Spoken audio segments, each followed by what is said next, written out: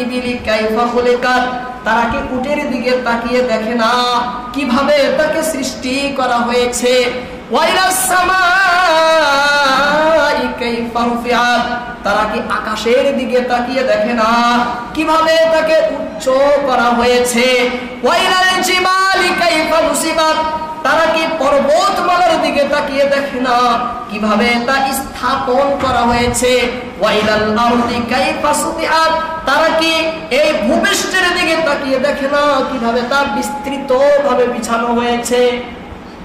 এইভাবে আল্লাহ তাআলা পবিত্র কোরআনের ভিতরে এবং হাদিসের ভিতরেও আল্লাহর পরিচয়ে, আল্লাহ যে আছেন অর্থাৎ আল্লাহর স্থিতি, আল্লাহর উজুদ, আল্লাহর অস্তিত্বের প্রমাণ ভরা রয়েছে। কোরআনেও আছে, হাদিসেও রয়েছে।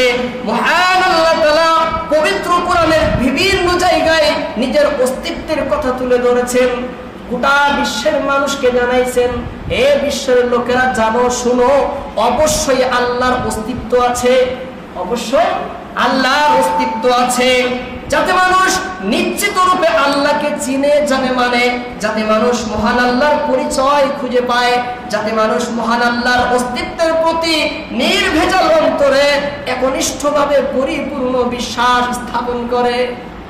বিভিন্ন আয়াতের ভিতরে আল্লাহ তুলে ধরেছেন।